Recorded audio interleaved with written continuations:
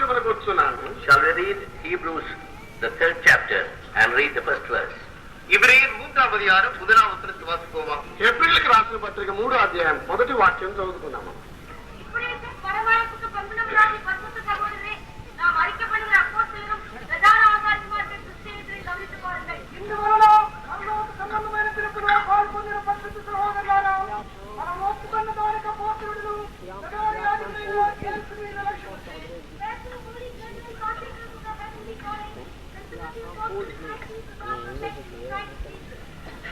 Holy brethren, partakers of the heavenly calling, consider the apostle high priest of our profession, Christ Jesus.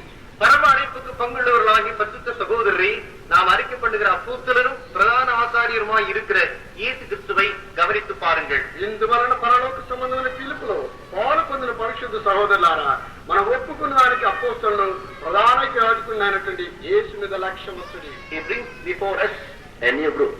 அவர் ஒரு புதிய கூட்டத்தை நமக்கு முன்பாக கொண்டு வந்து நிறுத்துகிறார். మన ముందుగా ఒక నూతన గుంపును ఆయన నిలబెట్టుచున్నాడు. The old group has failed him.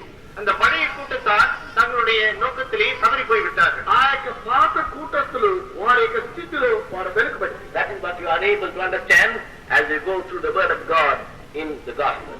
இந்த சுவிசேஷத்திலே தேவனுடைய வசனத்தை நாம் படித்து பார்க்கும்போது அந்த விஷயத்தை நாம் விளங்கிக் கொள்ளலாம். ఈ యొక్క సువార్తలో దేవుని యొక్క వాక్యం మనం పరిశీలించినప్పుడు ఆ యొక్క విషయం మనం గ్రహించగలం. We find that he found a group of people, but that group had failed him.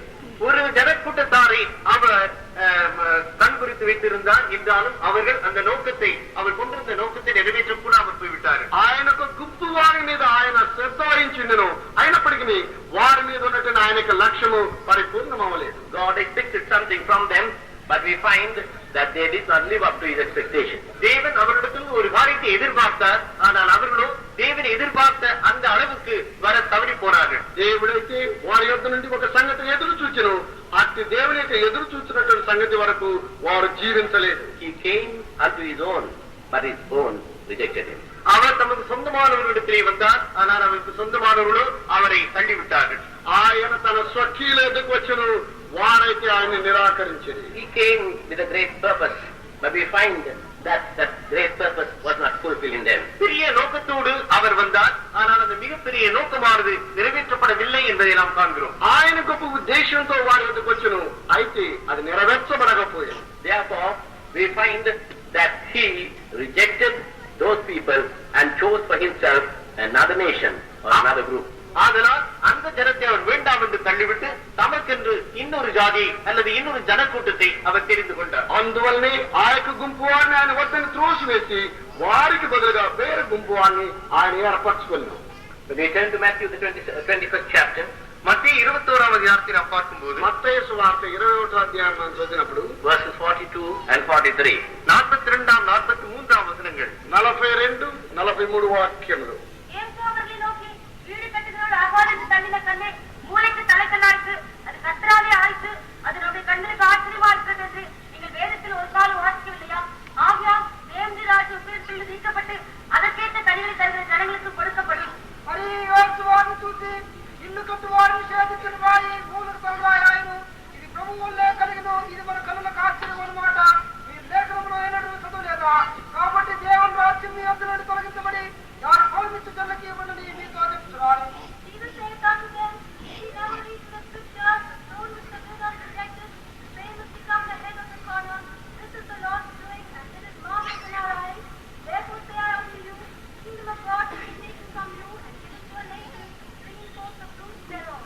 He reminds them about the scriptures. அவர் வேத வாக்கியங்களை குறித்து அவர்களுக்கு நினைப்பூட்டுகிறார். ఆయన లేఖనమును బట్టి మనల్ని జ్ఞాపకం చేస్తున్నాడు. Because they were a people who were conversant with the scriptures. ஏனென்றால் அவர்கள் வேத வாக்கியங்களை அறிந்த ஜனக்கூட்டமாக இருந்தார்கள். వారు లేఖనములు ఎరిగినటువంటి మనుషులై ఉన్నారు. And he was one who came to fulfill the scriptures. அவர் வேத வாக்கியங்களை நிறைவேற்றும்படியாகத்தான் வந்தவராக ఆయన లేఖనములు నెరవేర్చుటకై వచ్చి ఉన్నాడు. It is one thing to be conversant with the scriptures, it is another thing to fulfill the scriptures. வேத வாக்கியங்களை அறிந்திருப்பது என்பது ஒரு காரியம், ஆனால் வேத வாக்கியங்களை நிறைவேற்று என்பது మற்றొரு వేరే ఒక కార్యం. లేఖనములు ఎరిగి ఉంటున్నటువంటి ఒక సంగతి, లేఖనములను నెరవేర్చుతున్నది మరొక సంగతి అయ్యున్నది. It's one thing for the mind to be full and another thing for the heart to be filled. ஒன்று மனது நிரம்பி இருக்கிறது ஒரு காரியம், இன்னொன்று இருதயம் நிரம்பி இருக்கிறது வேறு కారియం. మనస్సు నిండి ఉన్నది ఒక కార్యమైనది, రెండవది హృదయం నింపబడ్డన్నది వేరొక కార్యమైనది. One brings pride, the other brings character. முதலாவது பெருமையை உண்டாக்குகிறது, இரண்டாவது காரியமோ நமக்கு குணசீலத்தை உருவாக்குகிறது. మొట్టమొదటిది మనకు గర్వమును కలుగు చేయను, రెండవది మనకి గుణ స్వభావమును ఏర్పరచు. One brings pride, the other brings edification or enables us to be built up.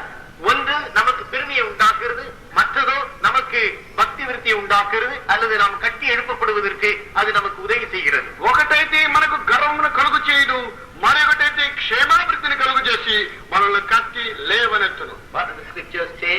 இங்கே வேத வாக்கியங்கள் என்ன சொல்லுகின்றன? దేవునికి వాక్యాలు ఏమంటున్నవి? The stone which the builder rejected, வீடு கட்டுகிறவர்கள் ஆகாதென்று தள்ளின கல், ఇల్లు కట్టువారు నిషేధించినటువంటి రాయి, the same is become the head of the corner.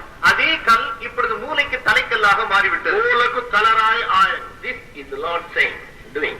இது கர்த்தராலே செய்யப்பட்ட காரியம். ఇది ప్రభువు వలనే కలిగను, And it is marvelous in our eyes. அது நம்முடைய கண்களுக்கு ஆச்சரியமாய் இருக்கிறது. అది మన కన్నులకు ఆశ్చర్యము. Therefore I say unto you, ஆதலால் நான் உங்களுக்கு சொல்லுகிறேன், అందువల్ల నేను మీతో చెప్తున్నదేమనగా, the word of God says one thing, and therefore I say unto you. தேவனுடைய வசனமான ஒரு காரியத்தை சொல்லிவிட்டு ஆகையால் நான் உங்களுக்கு சொல்லுகிறேன் என்று சொல்லுகிறது. దేవుని యొక్క వాక్యం ఒక సంగతి చెప్పి అందువల్ల నేను మీతో చెప్పినదేమనగా ఆయన చెప్తున్నాడు. The kingdom of God shall be taken from you, தேவனுடைய ராஜ்யம் உங்களிடத்திலிருந்து நீக்கப்பட்டு దేవుని యొక్క రాజ్యం మీ యొద్ద నుండి తొలగింపబడి and given to a nation. மற்றொரு ஜாதிக்கு அது கொடுக்கப்படும். వేరొక జాతికి సంతతి వారికి అది ఇవ్వబడు. A nation that bringeth forth fruits thereof. அதற்கேற்ற கனிகளை தருகிற ஜனங்களுக்கு. దాని ఫలమిచ్చు జనులకు. The chosen people had failed him. தெரிந்து கொள்ளப்பட்ட ஜாதி தோல்வி அடைந்தார்கள். ఏర్పరచుకున్నటువంటి జనులు వారు అపజయం పొందారు. Those whom he had cared so much and brought up, protected, delivered from their various bondages, now they fail him. அவர் யாருக்காக மிகவும் கருத்தனை உள்ளவராக அவர்களை விடுதலையாக்கி அவருடைய அடிமை தடைகளை அறுத்து அவர்களை பாராட்டி அவர்களை போஷித்து வந்தாரோ அவர்கள் இப்பொழுது அவருடைய நோக்கத்தை நிறைவேற தவறிவிட்டார்கள். ఆయన ఏ జన సమూహనైతే విడుదల చేసి వారిని కాపాడి వారిని పోషించి వారిని సంరక్షించి తీసుకుని వచ్చారో అట్టి వారు ఆయనకి పరిపూర్ణ చిత్తమును నెరవేర్చక వెనుకబడిపోయి. In what did they fail? எந்த விஷயத்திலே அவர்கள் தோல்வி அடைந்தார்கள்? ఏ విషయంలో వారు అపజయం పొందిరి? Not in their worship, அவருடைய ஆராதனை முறைகளில் அல்ல, వారి యొక్క ఆరాధన విధానంలో కాదు, not in their works, அவருடைய கிரியைகளிலும் அல்ல, వారి యొక్క క్రియల్లో కాదు, not in their ceremonies, அவருடைய சடங்காச்சாரங்களிலும் அல்ல, వారి యొక్క ఆరాధన క్రమముల్లో కాదు, not in their garments, அவருடைய வஸ்திரங்களிலும் அல்ல, వారి యొక్క వస్త్ర ధారణలో కాదు, not in their temples, அவருடைய ஆலயத்தின் விஷயத்திலும் அல்ல, వారి యొక్క ఆలయముల విషయములో కాదు. all those things were in abundance. இவர்களெல்லாம் மிக ஏராளமாக அவர்கள் செய்தார்கள். ఇవన్నీ సమృద్ధిగా ఉన్నవి. But what was wrong? ஆனால் தவறாய் இருந்தது எது? అయితే వారిలో కనబడిన తప్పిదమేది? They failed to bring forth fruit. அவர்கள் கனி கொடுக்க தவறி போனார்கள். వారైతే ఫలమివ్వలేకపోయింది. God desired that they should bring forth fruit. அவர்கள் கனிகளை கொடுக்க வேண்டும் என்று தேவன் விரும்பினார். వారైతే ఫలమివ్వాలని దేవుడు కోరి ఉన్నాడు. He had done so much for them. அவர்களுக்காக பல காரியங்களை செய்திருந்தார். వారి కొరకు దేవుడు ఎన్నో కార్యములు చేసి ఉన్నాడు. Alas, after all their labors, there they were found to be a group of people who did not bring forth fruit. ஆனால் எவ்வளவு உழைப்புகள் எல்லாம் செலவழித்த பின்பும் கூட அவர்கள் கனி கொடுக்க தவறிப்போன ஜனக்கூட்டம் என்பதை அவர் கண்டார். ఇవన్నీ ఆయన చేసి ముగించిన పిమ్మట కూడా వారు ఫలమివ్వలేనటువంటి ఒక జన సమూహమని ఆయన The గ్రహించారు. Lord Jesus in his Gospels, he talks about fruit unto repentance. மனம் திரும்புவதற்கு ஏற்ற கனிகளை பற்றி கர்த்தராகிய இயேசு கிறிஸ்து சுவிசேஷங்களிலே பேசுகிறார். మారు మనసుకు తగినటువంటి ఫలములకు వచ్చి ప్రభువైన యేసుక్రీస్తు సువార్తలో పలికెను. He talks again about fruit unto holiness. பரிசுத்தத்திற்கு ஏற்ற கனிகள் என்று கூட அவர் சொல்லுகிறார். పరిశుద్ధతకు తగినటువంటి ఫలమని చెబుతున్నాడు. Then he comes on and says fruit unto perfection. அதற்கு பின்பு பூரணத்திற்கு ஏற்ற கனி என்று அவர் சொல்லுகிறார். దాని పిమ్మట పరిపూర్ణతకు తగినటువంటి ప్రతిఫలం ఫలమంటున్నాడు. All these three were failing in a nation that belonged to him.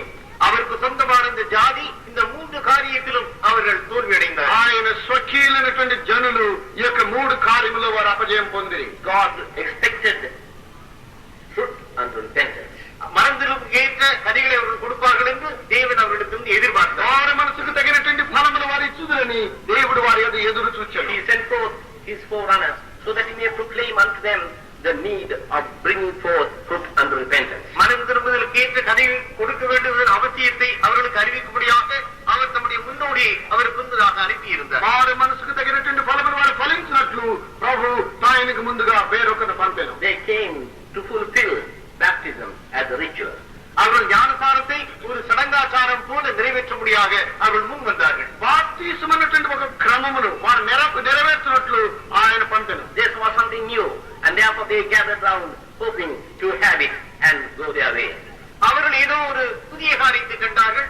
ஆதலால் அந்த புதிய காரியத்தை அனுபவித்த பின்பு அவர்கள் போய்விட்டார்கள். వారు ఏదో ఒక నూతన కార్యము చూచి దాన్ని అనుభవించిన తర్వాత వారు వెళ్ళిపోయి. It seemed as if they were missing something by not taking this baptism. Therefore they thought they will just go and fulfill it. இந்த ஞானசாரத்தை அவர்கள் எடுக்க தவறிவிட்டால் ஏதோ ஒரு காரியத்தை செய்ய தவறிவிட்டவர்கள் போல அவர்கள் கருதினார்கள். அதனால் அந்த ஞானசாரத்தை பெற்றுக் கொண்டு அவர்கள் போய்விட்டார்கள். లేక బాప్తిసం తీసుకుంటే వారు తప్పిపోయిన ఏదో తప్పిపోతారు అనుకునే ఉద్దేశంతో వారు బాప్తిసం మంది వెళ్ళిపోయి. But as they went, we find that John says, bring forth fruit unto repentance. அதை யோவான் இடத்தில் அவர்கள் வந்த போது அவர்களை பார்த்து யோவான் மனம் திரும்புவதற்கு ஏற்ற கனிகளை கொடுங்கள் என்று சொல்லுகிறார். బాప్తిసం యోహాను ఎదుగు వారు వచ్చినప్పుడు అతను వారితో వారి మనసుకు తగిన ఫలం ఇవ్వడం అని చెప్పినారు. Not what that they will bring forth holiness, but yet holiness is far from them.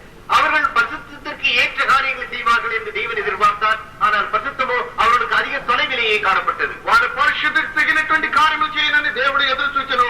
అయితే పరిశుద్ధత వారికి మిక్కలు దూరముగా ఉన్నది. With their mouth they glorified God, but in their heart they were far away from Him. அவர்கள் தங்கள் வாயினால் தேவனை மகிமைப்படுத்தினார்கள். ஆனால் அவர்கள் உள்ளத்திலோ அவர்கள் தேவனுக்கு அதிக தூரத்திலேயே காணப்பட்டார். వారి తమ యొక్క పెదవుల ద్వారా దేవుని స్తుతించి వారి యొక్క హృదయమైతే దూరంగా ఉన్నది. They ended up with many a glorious ceremony and followed a great tradition, but yet for all they could not find access in the kingdom of God. பலவிதமான சடங்காச்சாரங்களையும் பலவிதமான பாரம்பரியங்களையும் அவர்கள் கை கொண்டார்கள். கடைசியில் அவர்கள் தேவனுடைய ராஜ்யத்துக்குள்ளே பிரவேசிக்க கூடாதவர்களாக ఎన్నో ఆచారములను ఎన్నో పారంపర్యములు వారి కైకొనిది అయినప్పటికీ దేవుని రాజ్యంలో ప్రవేశించలేకపోయింది. God expects a perfection in our life. நம்முடைய ஜீவங்களிலே தேவன் ஒரு பூரணத்தை எதிர்பார்க்கிறார். మన యొక్క జీవితంలో దేవుడు పరిపూర్ణత ఎదురు He చూస్తున్నాడు. wants perfection in holiness. அவர் பரிசுத்திலே பூரணத்தை எதிர்பார்க்கிறார். ఆయన పరిశుద్ధతలో పరిపూర్ణతను ఎదురు చూస్తున్నాడు. Unto holiness. அல்லது பரிசுத்துக்கு ஏற்ற கனிகளை அவர் எதிர்பார்க்கிறார். లేక పరిశుద్ధతకు తగినటువంటి ఫలములు ఎదురు చూస్తున్నాడు. Therefore, it was only an outward show that they were able to have, but there was no inward go in them. அந்த விஷயத்திலும் கூட வெளி தோற்றத்திற்கு ஒரு அடையாளம் மட்டுமே அவர்களை காணப்பட்டதே ஒழிய உள்ளாக எந்த விதமான கிரியையும் அவர்களுக்குள்ளே ఆ காணப்பட்டது. యొక్క విషయంలో కూడా బహిరంగంగా ఏదో వాళ్ళకు సూచన కనపడిందే తప్ప వారి యొక్క హృదయాంతరంగంగా కనబడలేదు. Therefore, we find that He calls upon another new group. அதனால் தான் அவர் இன்னொரு புதிய கூட்டத்தை கூப்பிடுகிறார். అందువల్లనే ఆయనకు వేరొక గుంపు వారిని పిలుస్తున్నాడు. The kingdom belonged to them, தேவனுடைய ராஜ்யம் அவர்களுக்கு சொந்தமாக இருந்தது. దేవుని యొక్క రాజ్యం వారికి చెందినది. but God takes it from them. ஆனால் தேவன் அந்த ராஜ்யத்தை அவர்கள் கையிலிருந்து நீக்கி விடுகிறார். దేవుడు ఆ యొక్క రాజ్యంను వారి యొద్ద నుండి తొలగించాడు. The kingdom of God shall be taken from you. உங்களிடத்திலிருந்து தேவனுடைய ராஜ்யம் நீக்கப்படும். దేవుని యొక్క రాజ్యం మీ యొద్ద నుండి తీసుకొనబడదు. It's not going to simply be left hanging in the air, but it's going to be given to a nation. அது வெறும் வானத்திலே தொங்கிக் கொண்டு இருக்கட்டும் என்று அவர் விட்டுவிடப் போகிறதில்லை. ஆனால் அந்த ராஜ்யத்தை அவர் இன்னொரு ஜாதிக்கு கொடுக்க போகிறார். అదేదో ఆకాశ మండలమందు అది ఏలాడ బలమని దేవునికి ఉద్దేశంగా ఉండి వినవలేదు కానీ దాని వారి యొద్ద నుంచి తీసుకున్నాం. Just because the nation failed, was He going to expect something else from the new nation that He was going to raise up? ஒரு ஜாதி செய்ய தவறிவிட்டபடியினால் அவர் இப்பொழுது எடுத்து போகிற அந்த ஜாதியிலிருந்து வேறொரு காரியத்தை அவர் எதிர்பார்க்கிறார். ఒక జన సమూహం అయితే దాని చేతికి తప్పిపోయినందువల్ల వేరొక జన సమూహం యొద్ద నుండి ఆయన ఎదురు చూస్తున్నాడు. Was He going to change His plan concerning them? அவர்களை குறித்து அவர் கொண்டிருந்த நோக்கத்தை திட்டத்தை அவர் மாற்றிவிடப் போகிறாரா? వారిని కూర్చున్న ఉద్దేశమును క్రమమును ఆయన మార్చబోతున్నాడు. And He thought that His eternal purpose concerning man was going to be frustrated, and therefore lower the standard.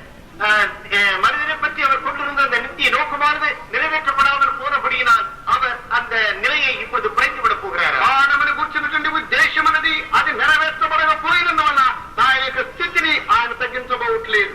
Was He going to be satisfied with a fruitless tree? அல்லது கனிகொடாத ஒரு மரத்திலே அவர் திருப்தி அடைய போகிறாரா? లేక ఫలములు ఇవ్వనటువంటి చెట్టు మీద ఆయన తృప్తి పొందబోతున్నారా? He says, I want to take a people, a nation who will bring forth fruit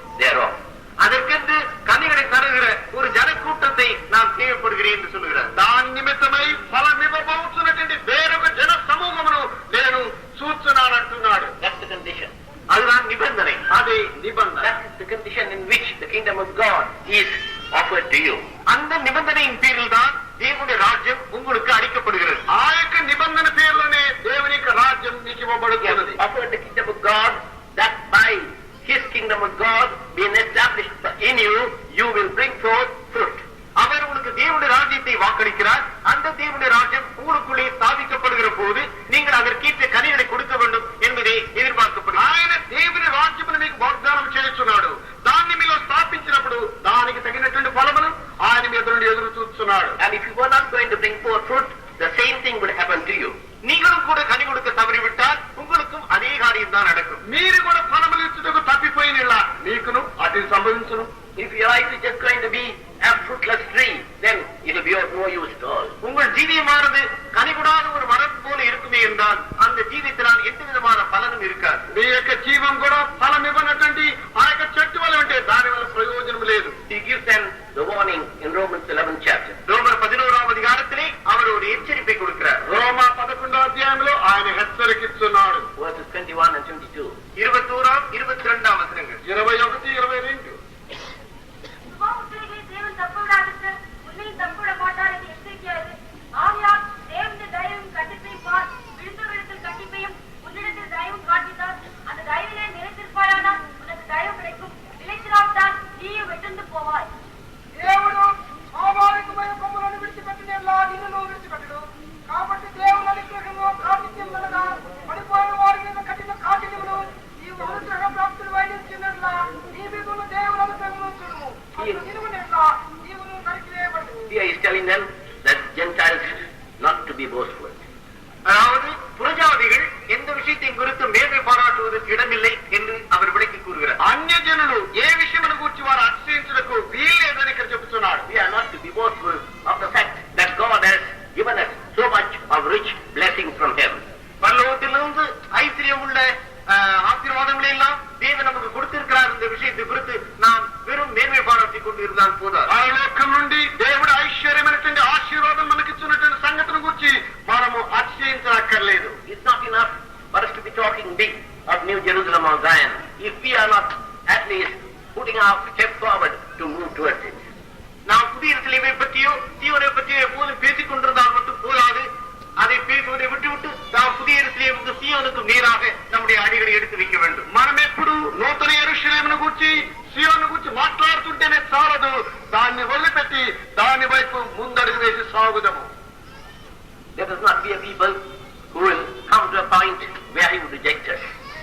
அவர் நம்மை வேண்டாம் என்று தள்ளிவிடுகிற நிலைக்கு வரக்கூடிய ஒரு ஜனக்கூட்டமாக நாம் காணப்படாமல் இருப்போமாக. మనల్ని ఆయన వద్దని త్రోసివేయబడినటువంటి పరిస్థితికి వచ్చినట్టు ప్రజలుగా మనం ఉండకుందాము గాక. Here he tells us, behold therefore the goodness and severity of God.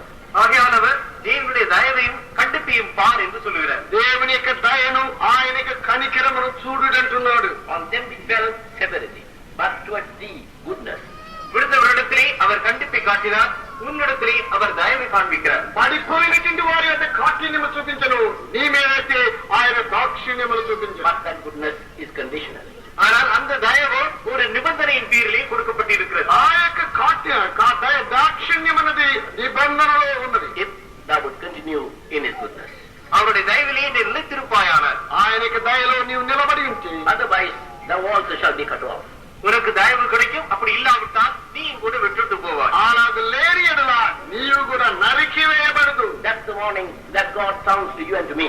உங்களுக்கும் எனக்கும் அந்த எச்சரிப்பை தான் தேவன் இப்போது கொடுக்கிறார். నీకు నాకు కూడా దేవుడు ఆ యొక్క హెచ్చరికిస్తున్నాడు. God has promised us greater things.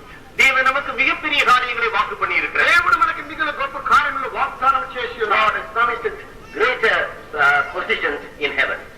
பரலோகத்திலே மகா பெரிய ஸ்தானங்களை தேவன் நமக்கு வாக்கு பண்ணி పరలోకమందు ఉన్నతమైన స్థానములను దేవుడు మనకు వాగ్దానం చేసి ఉన్నాడు. He was satisfied with the mansions that were in heaven.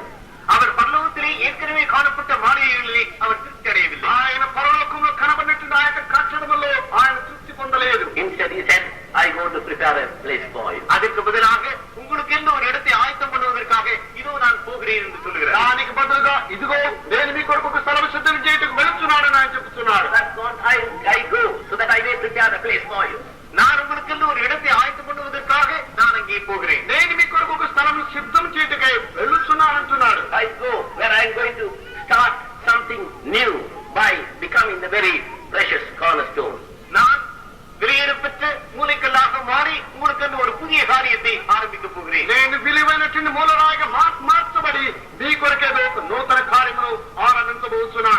least in the New Testament, is going to be the greatest. புதிய ஏற்பாட்டிலே மிக சிறியவனாக இருக்கிறவன் மிக பெரியவனாக காணப்பட போகிறான். నూతన నిబంధన కాలం అల్పుడైనటువంటి వాడెవడు వాడు గొప్పవాడే కనబడబోతున్నాడు. Going to be greater than the greatest in the Old Testament. பழைய ஏற்பாட்டு காலத்திலே காணப்பட்ட மிக பெரியவரை பார்க்கிலும் அவன் சிறந்தவனாக காணப்பட పాత போகிறான். నిబంధన కాలంలో కనబడే ప్రతి గొప్పవాని కంటే అతడు శ్రేష్ఠుడిగా కనబడు. Think of the position that God has for you. உங்களுக்கு என்று தேவன் குறித்திருக்கிற அந்த ஸ்தானத்தை சற்று யோசித்து பாருங்கள். నీ కొరకని దేవుడిచ్చినటువంటి ఆ యొక్క స్థానమును కొంచెం గమనించి చూడండి. But there again, if you continue in His goodness. அங்கேயும் கூட நீங்கள் அவர் கொடுக்கிற அந்த தயவிலே நிலைத்திருப்பீர்களானால் அது உங்களுக்கு கிடைக்கும். అక్కడ కూడా దేవుడు మీకు ఇచ్చినట్టు ఆ యొక్క దయలు మీరు నిలిచి ఉంటే మీకు దొరుకును. If you use His goodness and bring forth the fruit thereof. அவருடைய தயவை நீங்கள் உபயோகித்து அவருக்கு ஏற்ற கனிகளை நீங்கள் கொடுப்பீர்கள் என்றார். ఆయన యొక్క దయని మీరు ఉపయోగించి దానికి తగిన ఫలములు మీరు ఇచ్చితే That's a new group that God is forming. இந்த புதிய கூட்டத்தை தான் தேவன் அழைத்துக் கொண்டிருக்கிறார். ఈ యొక్క గొప్ప గుంపునే దేవుడు పిలుస్తున్నాడు. A group that from whom He is expecting that they all bring forth fruit. அந்த புதிய கூட்டம் அவர்கள் எல்லாரும் கனிகளை கொடுப்பார்கள் என்று அவர்களை பற்றி அவர் ఆ எதிர்பார்த்தார். యొక్క నూతన గుంపు అనగా వారందరూ ఆయన నిమిత్తమై ఫలములు ఇచ్చుతారని ఆయన ఎదురు చూస్తున్నాడు.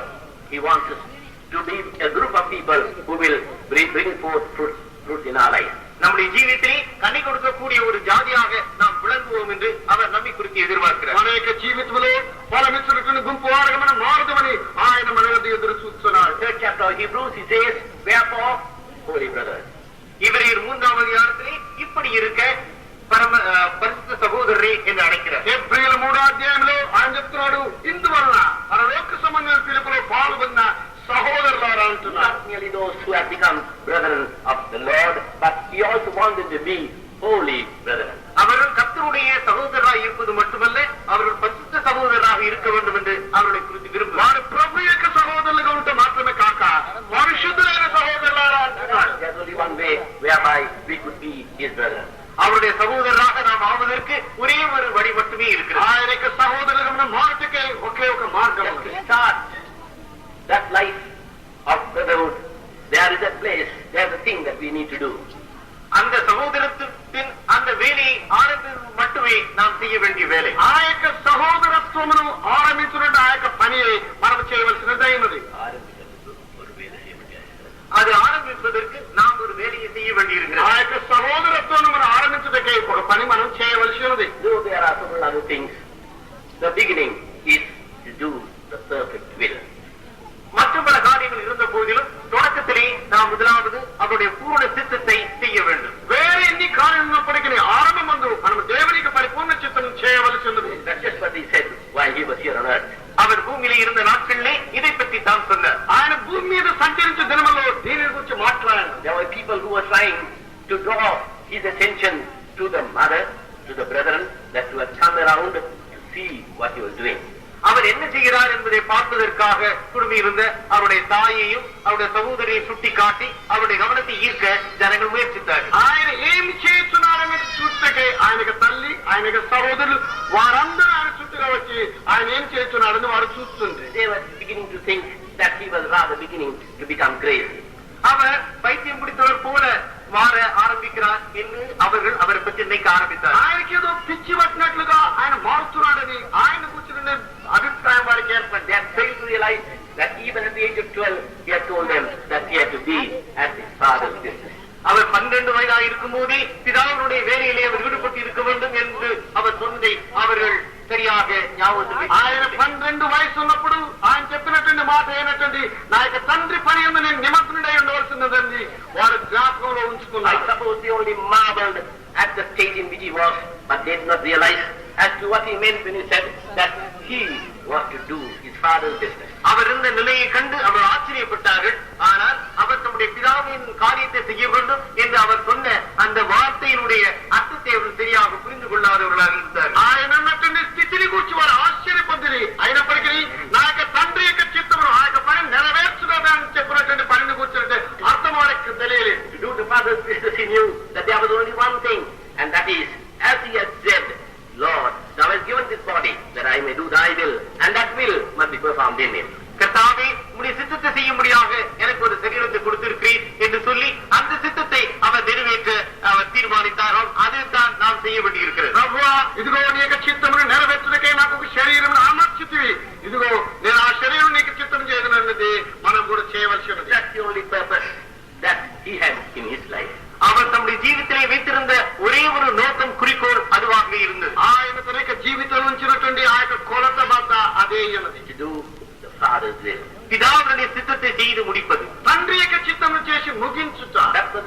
that could fulfill the purpose of God in his life. அவருடைய జీవితంలో దేవుని నోకத்தை அந்த ஒரு காரியம் மட்டுமே நிறைవేற்றக்கூடியதாக ఆయన యొక్క జీవితంలో ఆ ఒకే ఒక కార్యం మాత్రమే తండ్రి యొక్క చిత్తము చేయటకు ముగించడానికి అవసరమైనది. That's the only way whereby his life could be fruitful in this world. அந்த ஒரு காரியத்தின் மூலமாகத்தான் அவருடைய ஜீவியம் இந்த உலகத்திலே கனி கொடுக்கக்கூடிய ஜீவியமாக இருக்க முடிந்தது. ఆ ఒకే ఒక కార్యము ద్వారానే ఆయన యొక్క జీవితం యొక్క లోకములో ఫలించినటువంటి జీవితమైనది. He saw things before him as he suffered the many things according to the will of God. దేవుని சித்தத்தின்படி அவர் பல காரியங்களிலே அவர் பல உபத்திரங்களை சகித்த போது அவர் அந்த காரியங்களை சரியாக கண்டார். దేవుని యొక్క చిత్తమును బట్టి అనేక ఉపద్రవములు ఆయన సహించినప్పుడు దాన్ని నిజముగా గ్రహించారు. As he endured the cross, he saw that which was before him. அவர் சிலுவையை சகித்த போது அவர் முன்பதாக வைக்கப்பட்டிருந்த காரியத்தை அவர் கண்டார். ఆయన శిలువను సహించి వహించినప్పుడు తన ముందు ఉన్నటువంటి ఆ యొక్క కార్యమును ఆయన సూచన. Such a God is reminding us today that you are holy brethren of the Lord. அப்பேற்பட்ட தேவன் இன்று நம்மை பார்த்து நீங்கள் கர்த்தருடைய பரிசுத்த சகோதரர் என்பதை நினைப்பூட்டுகிறார். అలాంటి దేవుడు మనల్ని చూచి ఈ దినం కూడా పరిశుద్ధులైనటువంటి ప్రభు యొక్క సహోదరులారా అంటున్నాడు. And is qualified for that place by doing what he wants you to do. அவர் நீங்கள் எதை செய்ய வேண்டும் என்று நினைக்கிறாரோ அதை செய்து அவர் அந்த இடத்திற்கு ஏற்ற தகுதியை நீங்கள் பெற்றுக் கொண்டிருக்கிறீர்கள். ఆయన మీరు ఏమి చేయాలని కోరుతున్నాడో అది చేసి ఆయన ఉంచున్నటువంటి స్థానంలో మీరు అర్హత కలిగినటువంటి వారై ఉన్నారా? Are you still dwelling in your self-will and thereby getting away from belonging to his family? நீங்கள் இன்னும் உடைய சுய சித்தத்தையே செய்து கொண்டு நீங்கள் அவருடைய குடும்பத்தின் அங்கத்தினராக ஆகாதபடி நீங்கள் தூரத்திலேயே இருக்கிறீர்களா? మీరు ఇంకా మీకు సొంత చిత్తము చేసి ఆయన కుటుంబ సభ్యులుగా ఉండలేక దూరత్తుగా ఉండకు కోరుచున్నారా? Are you submitting to his will and thereby being found worthy to be called his brother? அவருடைய சித்தத்திற்கு உங்களை ஒப்பு கொடுத்து அவருடைய சகோதரர் என்று அழைக்கப்படுவதற்கு தகுதி உள்ளவர்களாக நீங்கள் காணப்படுகிறீர்கள். ఆయన యొక్క చిత్తమునకు మీరు అప్పగించుకుని ఆయన యొక్క పరిశుద్ధ సహోదరులారా అన్నటువంటి పిలుపునకు తగినటువంటి వారైనారా? You need to be first brought to that place where he could look at you and say, yes, you are my brother. முதலிலே அவர் உங்களை பார்த்து மெய்யாவே நீங்கள் என்னுடைய சகோதரர்கள் என்று சொல்லக்கூடிய அந்த இடத்திற்கு நீங்கள் வந்து சேர வேண்டும். మొట్టమొదటిగా మీరు మిమ్మల్ని ఆయన చూచి నిజంగా మీరు నా యొక్క సహోదరుని చెప్పినటువంటి స్థితికి మీరు వచ్చి ఉండవల్ల. He broke all carnal ties when he turned down and said, here you are, these are my mother, brother and sisters.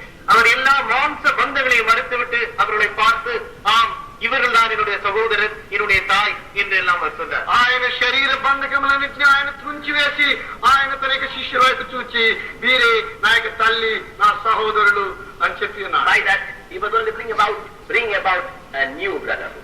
அதன் மூலமாக அவர் ஒரு புதிய சகோதரத்துவத்தை அவர் உருவாக்கி கொண்டிருந்தார். దాని మూలముగా ఆయన గొప్ప సహోదరత్వమును ఏర్పరచను. A new brotherhood conditioned by the will of God. దేవుని చిత్తத்தினால் ఉరువాకపట్టిరున్న ஒரு புதிய சகோதரத்துவத்தை அவர் உருவாக்கிறார். దేవుని యొక్క చిత్తమును బట్టి ఏర్పరచబడినటువంటి గొప్ప సహోదరత్వమును మనం చూస్తున్నాం. What's the will of God concerning you?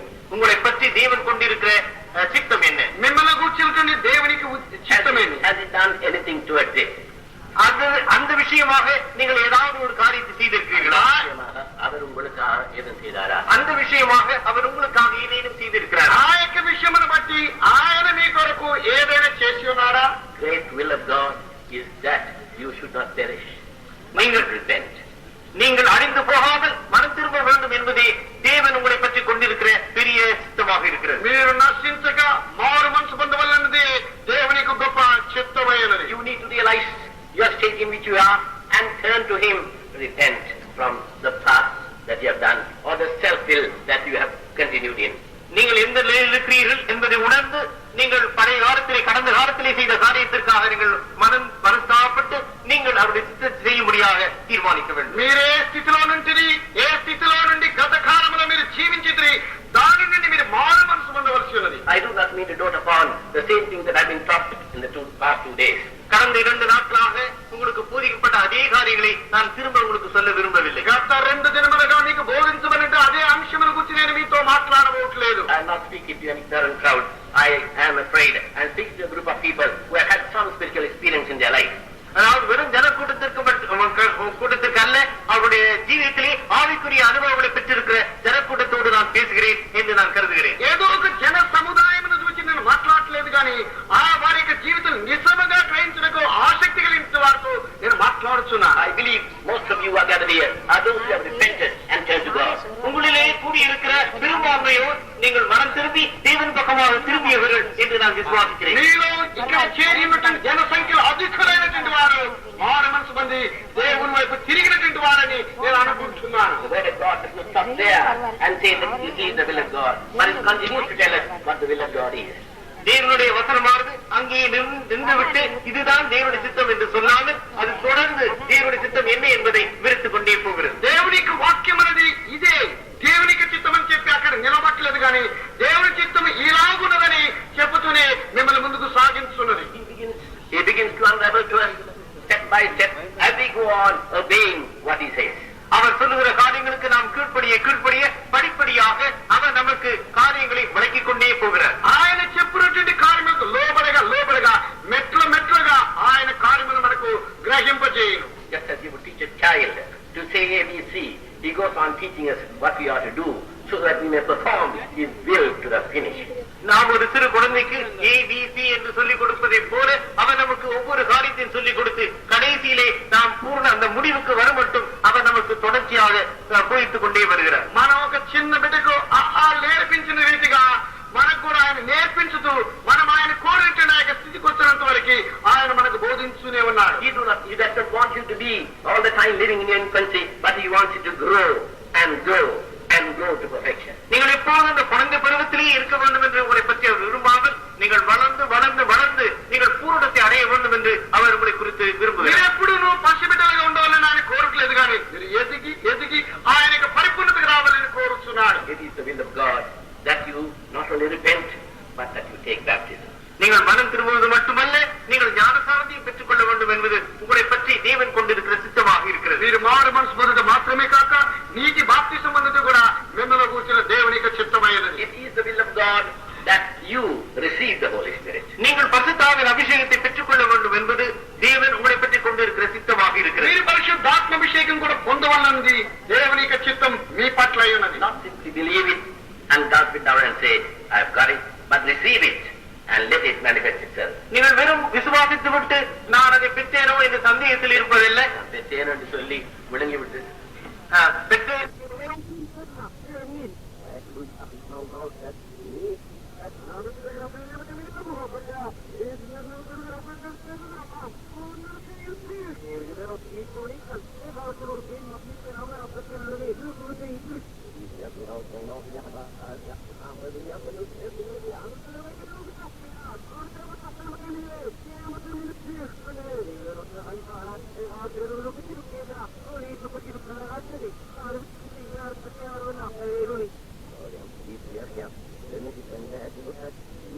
அடையாளங்கள் அந்த நாளிலேயே காணப்பட்டது.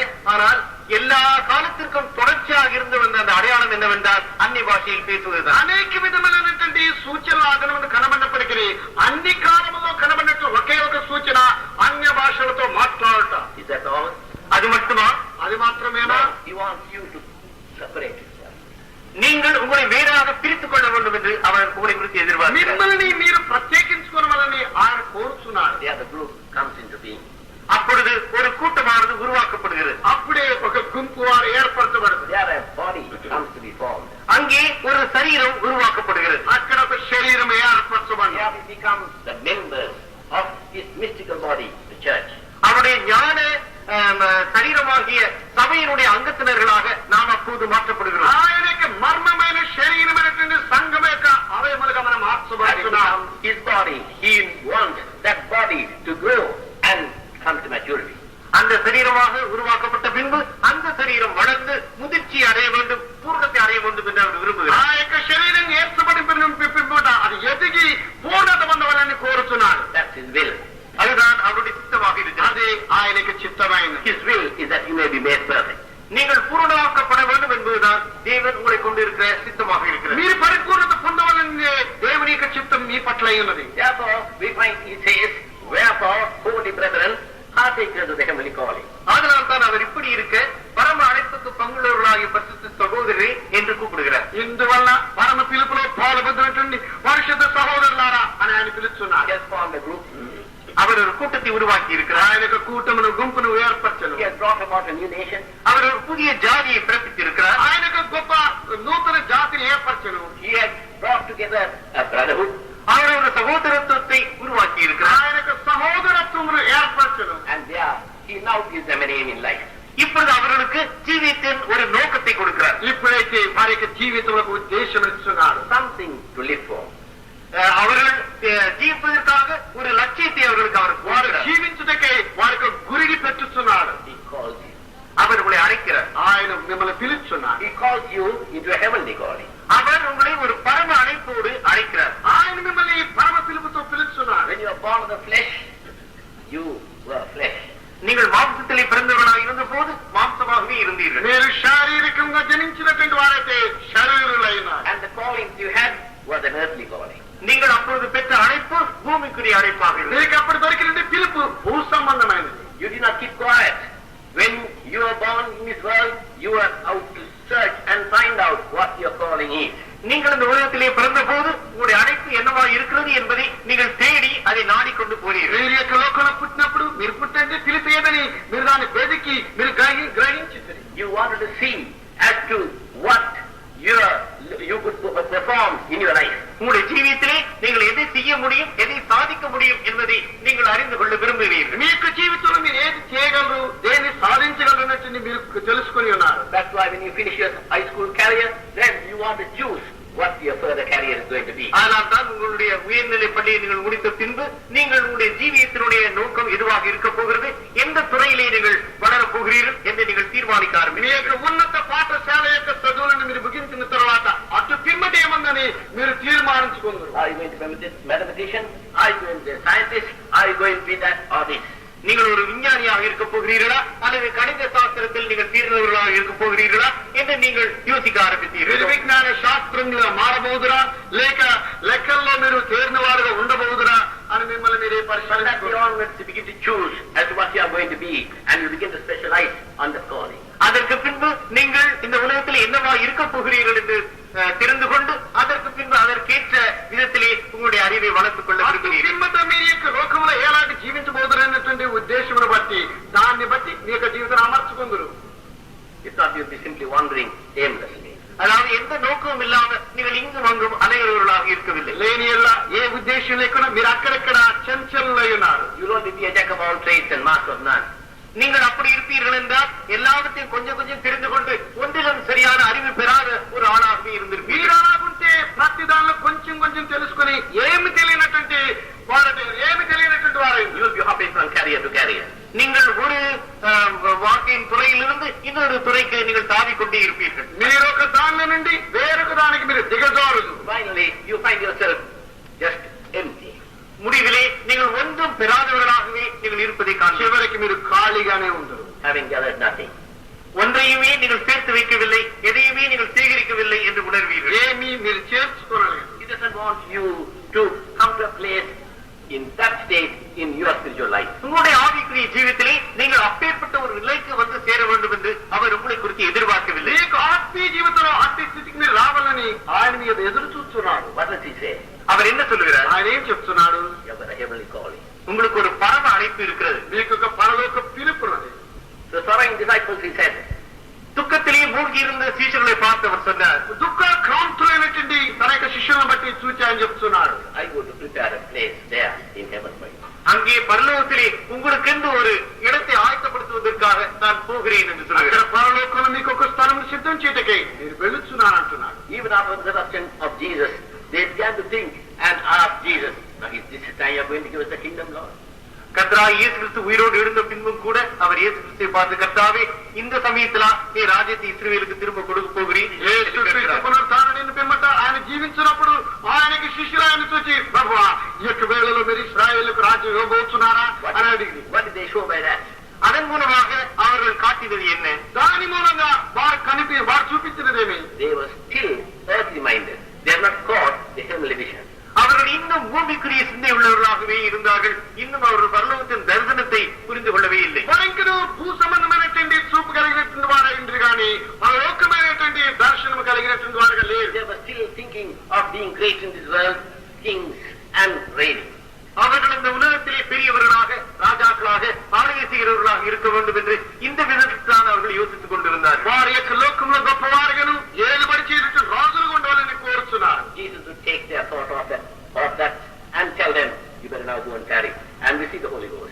ஆனால் இயேசு அவருடைய எண்ணத்தை அவர் மாற்றி இப்போது நீங்கள் போய் பரிசுத்தாவிக்காக காத்திருங்கள் என்று சொல்லுகிறார். యేసు వారి యొక్క తలమును తీసివేసి వెళ్ళి మీరు పరిశుద్ధాత్మ కొరకు కనిపెట్టారు. He had already told them in his lifetime, I'm going to prepare a place for you. உங்களுக்காக ஒரு இடத்தை ஆயத்தம் பண்ண போகிறேன் என்று தன்னுடைய ஜீவிய காலத்தில் அவர் ஏற்கனவே அவர்களுக்கு சொல்லி இருந்தார். మీ కొరకైతే ఒక స్థలమును సిద్ధపరచబోతున్నానని ఆయన యొక్క జీవిత కాలంలో వారి కొరకు వారితో చెప్పారు. That is just what he is telling you and me. அதே காரியத்தை தான் உங்களுக்கும் எனக்கும் அவர் இப்போது சொல்லிக் கொண்டிருக்கிறார். అదే కార్యమును మీతోనూ నాతో కూడా ఆయన ఇప్పుడు చెబుతున్నాడు. He has something heavenly for you. உங்களுக்கு என்று பரலோக காரியம் ஏதோ ஒன்று அவர் வைத்திருக்கிறார். మీకైతే పరలోక సంబంధించి ఏదో ఆయన ఉంచి ఉన్నాడు. Something eternal, something abiding. எப்போது நிலைத்திருக்கிற எப்போது நீடித்திருக்கிற ஒரு காரியத்தை அவர் உங்களுக்காக ఎప్పుడు வைத்திருக்கிறார். నిలిచినది ఎప్పుడు కనబడినది ఏదో ఉంచి ఉన్నాడు. Something that is preparing so that you may go and inherit. நீங்கள் போய் சுதந்திரத்துக் கொள்வதற்காக அவர் ஏதோ ஒரு காரியத்தை அவர் ஆயத்தப்படுத்தி మీరు వెళ్ళి దాన్ని స్వాధీనపరచుకుంటే ఏదో ఆయన ఏర్పరిచి ఉంచినాడు. Therefore he says, I go to prepare a place for you. ஆதலால் தான் இதோ நான் உங்களுக்கு என்று ஒரு இடத்தை ஆயத்தம் பண்ணுவதற்காக போகிறேன் என்று சொல்லுகிறார். నేను మీ కొరకు ఒక స్థలమును సిద్ధం చేయుటకు వెళుతున్నానని ఆయన చెప్పాను. He did not forget you and me. அவர் உங்களையும் என்னையும் மறந்து போகவே இல்லை. ఆయన మిమ్మల్ని నన్ను మర్చిపోలేదు. He did not forget those disciples that he had left behind. அவர் விட்டு போன அந்த சீஷர்களை பற்றி அவர் மறந்து விடவே இல்லை. ఆయన వదిలిపెట్టిపోయినట్టు ఆ యొక్క శిష్యుల గురించి ఆయన మర్చిపోలేదు. When you were delivered from the birth pains that you would go through, when he was dead and cast into the grave, when he was rose again from the dead, he did not forget this world. அவர் தம்முடைய பாடிலிருந்து விடுதலையாக்கப்பட்ட போது அவர் உத்தரவுப்படுத்தப்பட்டு அவர் கல்லறையை தள்ளப்பட்ட பின்பு அதற்கு பின்பு உயிரோடு இருந்த பின்பு அவர் அவர்களை பற்றி நினைத்தார். ఆయన శ్రమపడి ఆయన సమాధిలో పాతి పెట్టబడి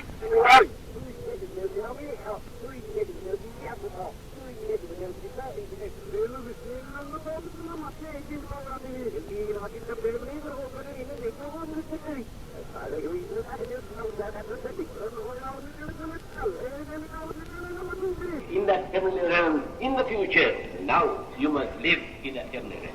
வருங்காலத்திலே நீங்கள் அந்த பரலோகத்திற்குரிய அந்த இடத்திலே நீங்கள் ஜீவிக்க வேண்டும் என்றால் இப்போதே நீங்கள் அந்த பரலோகத்தின் இடத்தில் நீங்கள் ஜீவித்தாக வேண்டும். రాబో కాలం అంటే ఆ యొక్క పరలోకమునందు నివాసం మీరు జీవించాలంటే ఇప్పుడే అట్టి పరలోక నివాసములు ఇక్కడే జీవించవలసి ఉన్నది. How are you to know that you are living in the heavenly realm? அந்த பரலோக ராஜ்யத்திலே நீங்கள் ஜீவிக்கிறீர்கள் என்று நீங்கள் எப்படி அறிந்து ఆ கொள்ளலாம்? యొక్క పరలోక రాజ్యములో ఇప్పుడు మీరు జీవించున్నారని మీకు ఎలా తెలుసును? If he then be risen with Christ. நீங்கள் கிறிஸ்துவுடனே கூட எழுந்தது உண்டான మీరు క్రీస్తుతో లేపబడినటువంటి వారైతే Seek those things which are above.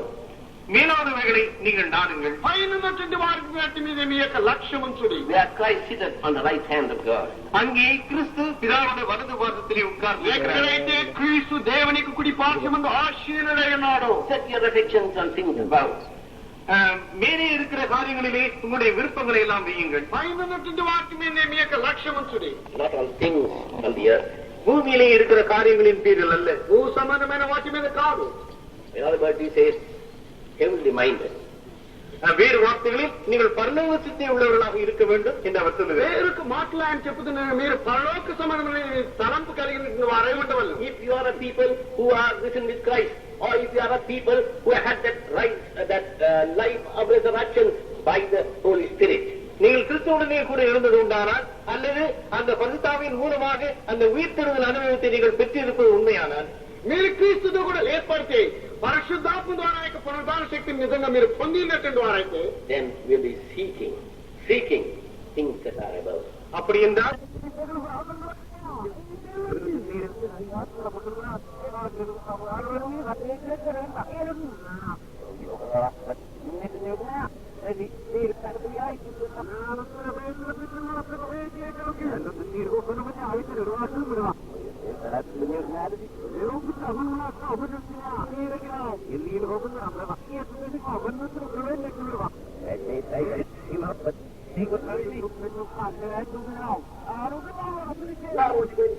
Side of the Lord.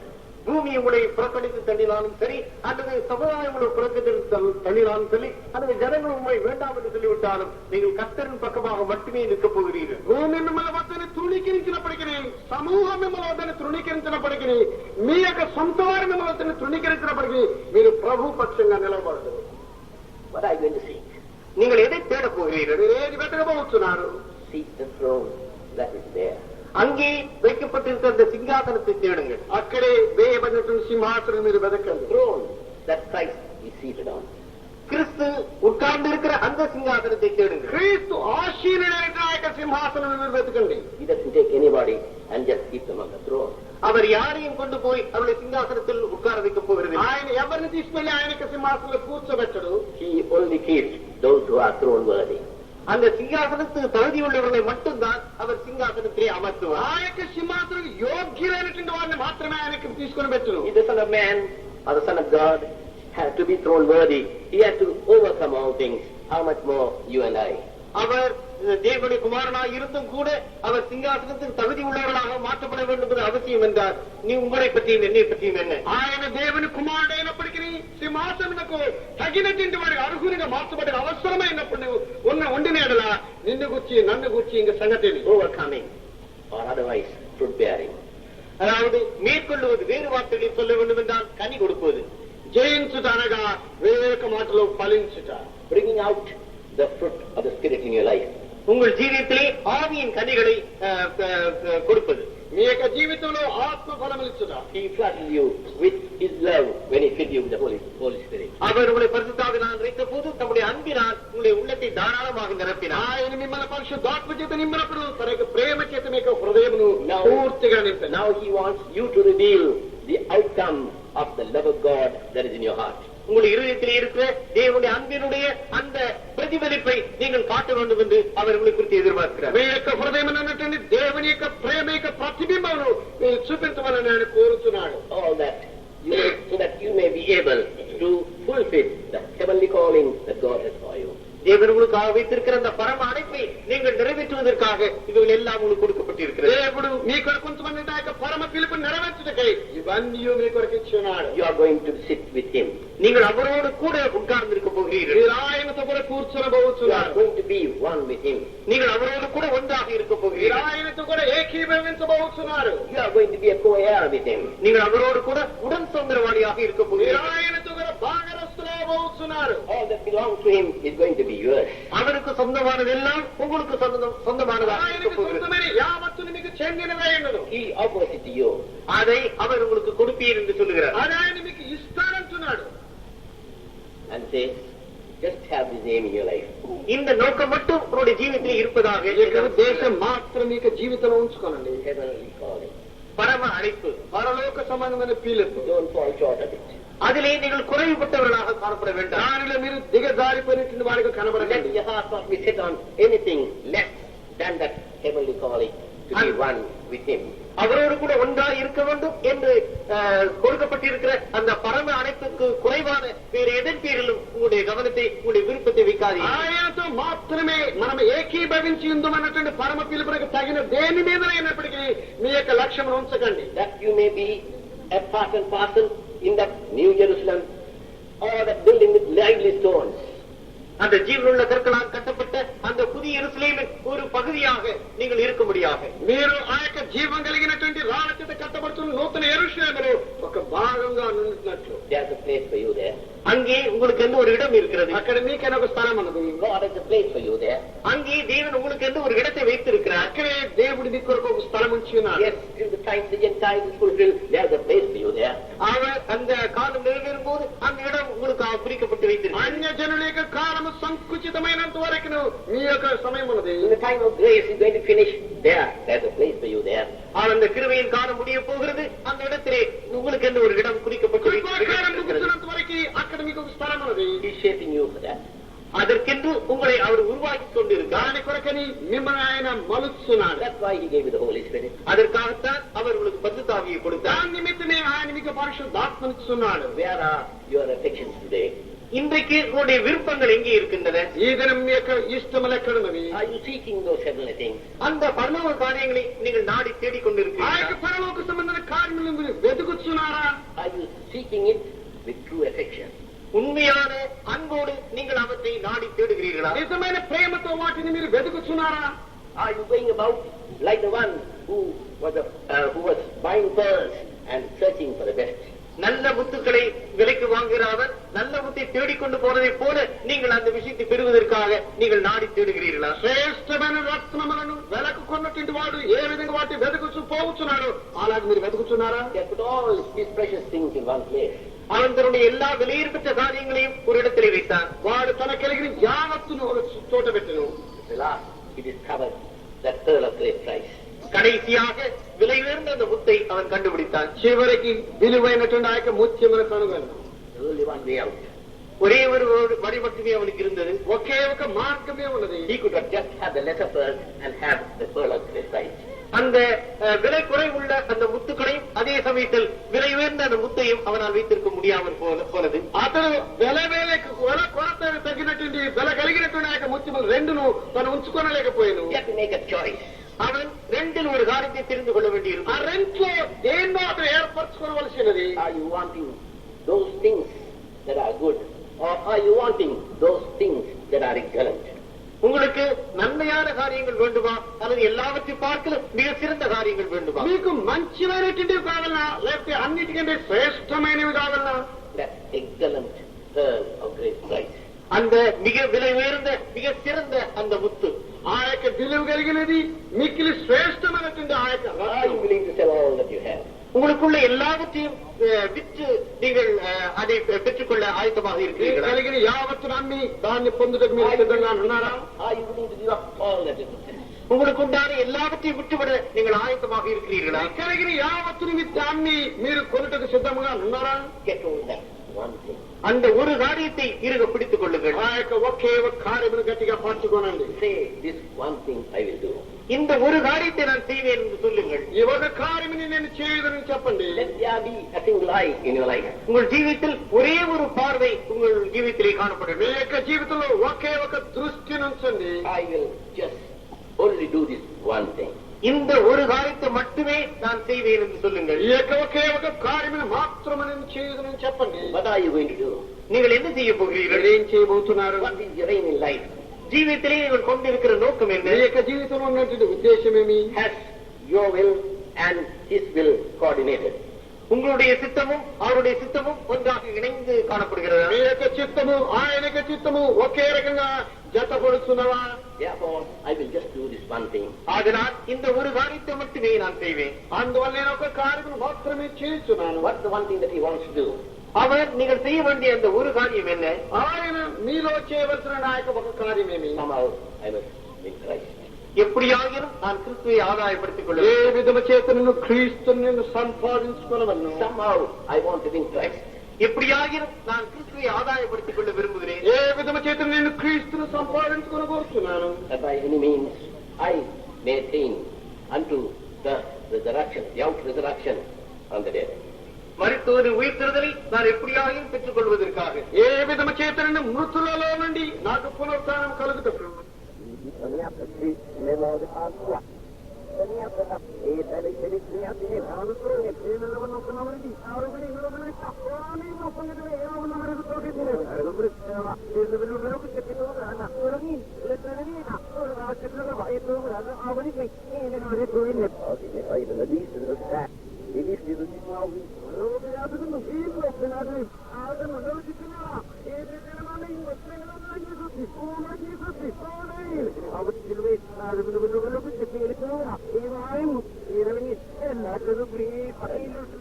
வேண்டும் என்று தேவன் உங்களுக்கு குறித்து எதிர்பார்க்கிறார். మీరు ఆ యొక్క లక్ష్యము కలిగినటువంటి వారై ఉండవాలని దేవుడు కోరుచున్నాడు. And he also advises as to what you are to do for that.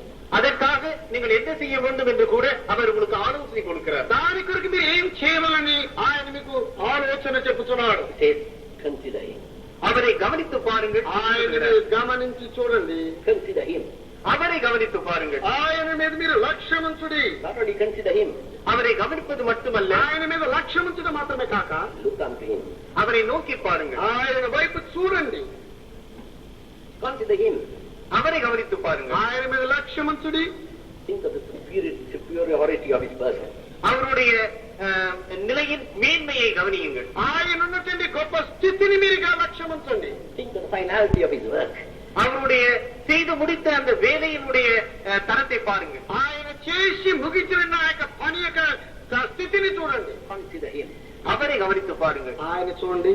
Look unto him. அவரை நோக்கி பாருங்கள். ఆయన వైపు చూడండి. You are really to look unto him just for salvation. நீங்கள் வெறும் ரட்சிப்புக்காக மட்டும் அவரை நோக்கி பார்க்க வேண்டிய அவசியம். మీరేదో రక్షణ కొరకు మాత్రమే ఆయన వైపు చూడకండి. Look unto him. அவரை நோக்கி பாருங்கள். ఆయన వైపు తేరి చూడండి. He has begun. He has begun. அவர் ஆரம்பித்திருக்கிறார். ఆయన ఆరంభించి ఉన్నాడు. He will finish it. அவர் ஆரம்பித்த காரியத்தை நிச்சயமாக முடிப்பார். తాను కొనసాగించినది నిజముగా ముగించును. Therefore, child of God, அதனால் பிரியமான தேவனுடைய பிள்ளை, ప్రేమైన దేవుని బిడ్డ, we who have come into this new group, இந்த புதிய கூட்டத்திற்குள்ளே வந்திருக்கிற நாம், ఈ యొక్క కొత్త గుంపులోకి వచ్చిన మనము let us be those who live with the aim of his return. அவர் வருவார் என்கிற அந்த நோக்கத்தோடு ஜீவிக்கிற ஜனக்கூட்டமாக இருக்கட்டும். ఆయన తిరిగి వచ్చును అన్నట్టు నువ్వు దేశంతో జీవించినట్టు గుంపుగా మనముందము. Because he did not merely say, I go to prepare a place for you. ஏனென்றால் அவர் நான் உங்களுக்காக ஒரு இடத்தை ஆயத்தம் பண்ண போகிறேன் என்று மட்டும் சொல்லிவிடவில்லை. కారణం ఏమనగా ఆయన ఏదో మీ కొరకు ఒక స్థలం సిద్ధపరచబోతున్నానని మాత్రమే చెప్పలేదు. He not only gave us an aim, but also gave us a hope. அவர்களுக்கு அவர் ஒரு நோக்கத்தை மட்டும் கொடுக்கவில்லை, அவர் ஒரு நம்பிக்கையை கூட கொடுத்திருக்கிறார். ఆయన ఏదో ఉద్దేశం మాత్రమే కాక దాని గురించి నమ్మికను కూడా ఇచ్చి ఉన్నాడు. That's the hope of his coming. அதுதான் அவருடைய வருகையை பற்றிய நம்பிக்கை. అది ఆయనకు రాకను గురించి నమ్మిక అయినది. When I have finished, I will come again. நான் செய்து முடித்த பின்பு நான் திரும்பவும் வருவேன். నేను చేసి ముగించిన పిమ్మట తిరిగి వచ్చేది. So in other words, the psalmist says, when he has built up Zion, he will appear in glory. வேறு வார்த்தைகளில் சங்கீதக்காரன் சொல்லுகிறது போல அவர் சீயோனை கட்டி முடித்த பின்பு அவர் மகிமையிலே வெளிப்படுவார். కీర్తనకర్త వేరొక మాటలో పలికినట్లు సియోను కట్టి ముగించిన పిమ్మట ఆయన మహిమలో ప్రత్యక్షమగలడు. He is doing a quite quick job at these days. இந்த நாட்களில் அவர் அந்த வேலையை மிக விரைவாக செய்து கொண்டு ఈ போகிறார். యొక్క దినములో ఆయన విరామము లేకుండా ఆయన పని చేస్తున్నాడు. The time to appear in glory is any moment. அவர் மகிமையிலே வெளிப்பட வேண்டிய நேரம் எந்த நிமிஷத்திலும் இருக்கலாம். ఆయన మహిమలో ప్రత్యక్షమబోతున్న తరపు ఏ నిమిషములో ఆయన ఉండొచ్చు. Why is he going to appear in glory? அவர் ஏன் மகிமையிலே வெளிப்பட போகிறார்? ఆయన ఎందుకు మహిమలో ప్రత్యక్షమబోతున్నాడు? So that he may come and take you unto himself. அவர் வந்து உங்களை அவரிடத்தில் சேர்த்துக் கொள்வதற்காக. ఆయన వచ్చి తన యొద్దకు మిమ్మల్ని చేర్చుకుంటాడు. That you may be where he is. அவர் எங்கே இருக்கிறாரோ அந்த இடத்தில் நீங்களும் இருக்க முடியாது. ఆయన ఎక్కడున్నాడో మీరు కూడా అక్కడే ఉంటారు. See what a place he has promised for you. அவர் உங்களுக்காக எப்பேற்பட்ட இடத்தை வாக்கு பண்ணி இருக்கிறார் என்று கவனித்து பாருங்கள். ఆయన మీ కొరకు ఏ విధమైన స్థితిని ఏ విధమైన స్థలమును వాగ్దానం చేసినాడు Where చూడండి. he is. அவர் எங்கே இருக்கிறாரோ ఆయన ఎక్కడ ఉండును There you are going to be. அந்த இடத்திலே நீங்களும் இருக்க போகிறீர்கள். మీరు కూడా అక్కడే ఉండును. Therefore, he is preparing you today. ஆதலால் அதற்காக அவர் உங்களை ஆயத்தப்படுத்திக் கொண்டிருக்கிறார். దాని నిమిత్తమే ఆయన మీ కొరకు దాన్ని సిద్ధం చేస్తున్నాడు. He not only has given you those things that could prepare you, he also wants you to prepare yourself. உங்களுக்கு ஆயத்தமாக்கக்கூடிய அவசியமான காரியங்களை அவர் கொடுத்தது மட்டுமல்ல, நீங்களும் உங்களை அதற்கென்று ஆயத்தப்படுத்திக் கொள்ள வேண்டும் என்று அவர் உங்களுக்கு మీరు సిద్ధపట్టుకు కావలసినటువంటి సామగ్రిని ఆయన ఇచ్చే మాత్రం కాక మీరు కూడా సిద్ధపడవాలని ఆయన కోరుతున్నారు. You may have everything that you need to beautify yourself, but if you don't use them, you can never be beautiful. உங்களை அழகுபடுத்த அவசியமான எல்லா பொருட்களும் உங்கள் கையில் இருக்கலாம். ஆனால் அந்த பொருட்களை நீங்கள் உபயோகப்படுத்தாவிட்டால் நீங்கள் அழகாக மாற முடியும். మిమ్మల్ని అలంకరించుకుంటకు తగినటువంటి సామగ్రి మీకు ఉండవచ్చు. అయినప్పటికీ మీరు అలంకరించుకోకపోతే దాని వల్ల ప్రయోజనం లేదు. In the same manner, అదే విధంగా he wants you to prepare yourself by looking at him and by considering him. அவரை நோக்கி பார்ப்பதன் மூலமாக, அவரை கவனிப்பதன் மூலமாக நீங்கள் உங்களை ஆயத்தப்படுத்திக் கொள்ள வேண்டும் என்று அவர் விரும்புகிறார். ఆయన తేలి చూసినట్లుగా ఆయన గమనించినట్లుగా మిమ్మల్ని మీరు సిద్ధపరచుకోవాలని ఆయన కోరుతున్నాడు. By looking at him, we should be changed. அவரை நோக்கி பார்ப்பதன் மூலமாக நாம் மாற்றப்பட வேண்டும். ఆయన మనం చూసినట్లుగా మనం మార్చబడవాలి. Change into his own image. அவருடைய சொந்த By the உருவத்தில் Spirit of the Lord. கர்த்தருடைய ஆவியின் மூலமாக அவருடைய சொந்த சாயலுக்கு ஒப்பாக நாம் மாற்றப்பட வேண்டும். ప్రభు యొక్క ఆత్మ ద్వారా ఆయనకి స్వరూపంగా సమరూపంగా మనం మార్చబడవలసి ఉన్నది. He is calling you into this new brotherhood. இந்த புதிய சகோதரத்துவத்திற்குள்ளே அவர் உங்களை அழைத்துக் கொண்டு ఈ యొక్క గొప్ప సోదరత్వంలోనికి ప్రభువు మిమ్మల్ని పిలుస్తున్నాడు. Calling you with his heavenly calling. இந்த பரம அழைப்போடு அவர் உங்களை அழைக்கிறார். ఈ యొక్క పరమ పిలుపుతో మిమ్మల్ని పిలుస్తున్నాడు. He is telling you how to live out this life so that your end may be victorious. இந்த ஜீவித்தை எப்படி ஜீவிக்க வேண்டும் என்று அவர் உங்களுக்கு சொல்லிக் கொடுக்கிறார். அப்படி ஜீவிப்பதன் மூலமாக உங்களுடைய முடிவு மகிமை வாய்ந்ததாக మీ యొక్క జీవితం ఎలాగ జీవించాలని మీకు చెబుతూ అలాగ జీవించడం వల్ల మీ యొక్క జీవితం మహిమలో చేరు. Let us go on step by step into the glory land. அந்த மகிமை வாய்ந்த தேசத்திற்குள்ளே நாம் படிப்படியாக మున్నేరుவோமாக. మనం ఆ యొక్క మహిమాయుక్తమైన దేశంలోనికి మెట్లు మెట్లుగా ఎక్కిపోదుము గాక. దేవుడు உங்களை எல்லாரையும் దేవుడు ఆశీర్వదించుగాక. మిమ్మల్ని ఆశీర్వదించును గాక.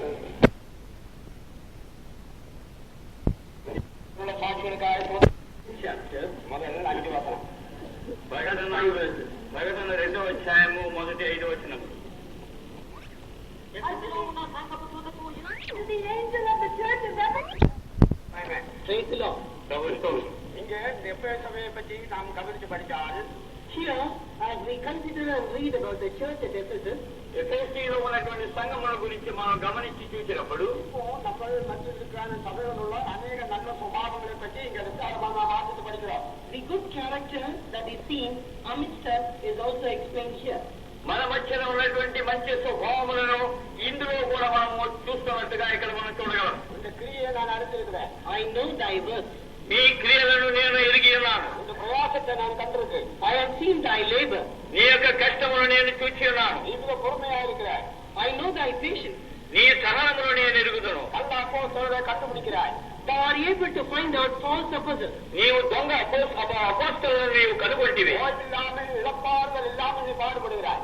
You are suffering unceasingly without any rest. నీకు ఏ విధమైనటువంటి విశ్రాంతి లేకుండా ఎంతో ప్రయాసపడుతున్నావు. கத்தட நாமத்தில் எத்தனையோ பாடுகள் கஷ்டங்கள் பிரயாசத்தை கொடுத்த சகோதரன் கத்தடாரியானவரை எடுத்து பேசுகிறார். The Spirit of God says that in the name of the Lord, the church is going through diverse kinds of troubles and afflictions. దేవుని యొక్క ఆత్మని ఏమని చెబుతున్నది? సంఘము దేవుని యొక్క నామమున అనేక ఇబ్బందులు ఉపద్రవములు పాల్గొతున్నది. இப்படி எல்லாம் அவர் கூட நல்ல குணங்களே எடுத்து சொன்னாலும் So, all these good qualities of the church is presented. ఇటువంటి మంచి స్వభావముల సంఘముల గురించి చెప్పబడినప్పటికీ கொண்டவான் அஞ்சே விட்டு பிறந்து விட்டால் இறந்து விட்டதென்று அவரை பார்த்து கேட்கிறது. But he tells about the shortcoming that they have fallen from the first love. అయితే వారి యొక్క లోపము అంటే మొదటి ప్రేమ నుండి వారు పడిపోయి ఉన్నారు. எந்த நிலைமையிலிருந்து விடுத்து வந்து அறிந்து உணர்ந்து மனத்தாழ்பட்டு ஆணையை செய்த கிரியை செய். Remember therefore from whence thou art fallen, and repent and do the first work. నీవు ఏ స్థితిలో నుండి పడితేవో అది జ్ఞాపకము చేసుకుని మారు మనసు పొంది ఆ మొదటి క్రియలను చేయము. அப்படி இல்லாவிட்டால் நான் சீக்கிரமாய் வந்து விளக்கல்ல விளக்கு தந்தை நான் எடுத்துக் கொள்வேன். Or else I will come unto thee quickly and will remove thy candlestick out of his place. అలాగే నీవు చేయని ఎడలా నేను నీ యొద్దకు త్వరగా వచ్చి నీ దీపస్తంభమును దాని చోట నుండి తీసివేస్తును. இங்கே அவருடைய கிரியைகள் பிரயாசங்களை எல்லாத்தை பார்க்கிறோம். தேவனவரை சொல்லுது இது ஒன்றும் எனக்கு பிரயோஜனம் இல்லை, நீ இந்த ஆதி இருந்து அந்த இழந்து விட்டாய். Though they had hard labor, afflictions and sufferings, but the Lord said, I am not pleased with that. I am only concerned that you are fallen from your first love. వారు ఎన్నో మంచి క్రియలు కష్టములు సహనములు ఇవన్నీ తీసినప్పటికీ వాటన్నిటిని నేను లెక్క చేయటం లేదు గాని నీవు ఆది ప్రేమ నుండి పడిపోయినావు. தேவனுடைய சபையே தேவனுடைய அன்போட கடந்து நாம் எந்த கிரியை செய்யாவிட்டாலும் அது வீண், அது தேவன் அங்கீகரிக்கிறதில்லை. Oh child of God, oh church of God, if we do not do anything with the love of God, that work will not be accepted by the Lord. దేవుని ప్రియబిడ్డ, దేవుని సంగమా, దేవుని యొక్క ప్రేమ చేత మనం ఏ పని చేయనప్పటికీ అది దేవుని వాళ్ళ అంగీకరింపబడు. தேவன் அங்கீகரிக்கிறோம், தேவன் ஏற்றுக்கொள்ளுவார் என்று கவனிக்காமல் நாம் நம்முடைய கிரியைகளோ பாடுகளோ தொடர்ந்து சென்று கொண்டிருக்கிறோம். We may be working hard or we may be laboring without knowing whether the Lord is accepting our labor. అసలు దేవుడు అంగీకరిస్తున్నాడా లేదనే విషయం తెలియకుండానే మనం ఎన్నో కష్టాలు పడుతూ ఉంటాం, ప్రయాసపడుతుంటాం. பாடுகள் பிரயாசங்கள் வீணாய் போறது என்று கண்டால் ஓடினதும் பிரயாசப்பட்டதெல்லாம் நஷ்டமும் வீணமாய் போயிடும். If all our labor and all our efforts are in vain, then our course and hitherto what we have suffered would all be in vain. కనుక మన యొక్క ప్రయాసము కష్టములన్నీ వ్యర్థమైనప్పుడు ఇది వరకు మనం చేసినటువంటి కార్యములన్నీ కూడా వ్యర్థమైపోతాయి. தேவன் நம்மளுக்கு பெரிய பிளான் கொண்டிருக்கிறான். அந்த நோக்கம் நிறைவேறாவிட்டால் நாம் என்னதான் கிரியை செய்தாலும் அது ஒரு பிரயோஜனம் இல்லை. Oh child of God, the Lord has got a great purpose and plan concerning us, and if that is not executed in our life, all our labor would be in vain. దేవుడు మన గొప్ప ఉద్దేశములు కలిగి ఉన్నాడు. ఆ ఉద్దేశము మన జీవితంలో నెరవేర్చని ఎడలా మన ప్రయాసం అంతయు వ్యర్థమే. அதிகமாய் தெய்வம் செலவழித்து ஒரு பெரிய கப்பலை நாம் செய்திருக்கலாம். We might have spent lots of riches and would have constructed a big ship.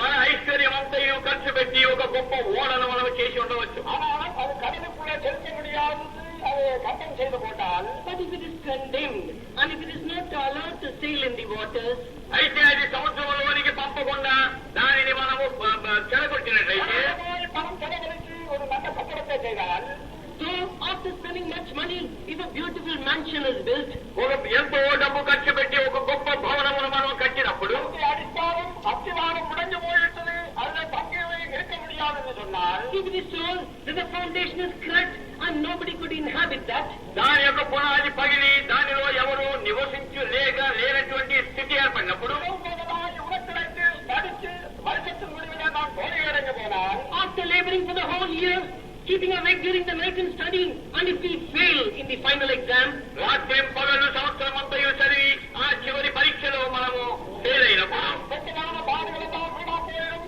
நம்முடைய துக்கங்கள் கஷ்டங்கள் அதிகமாக தாக்கிக் கொண்டிருக்கும். Our labor would be in vain and our sorrows and afflictions would also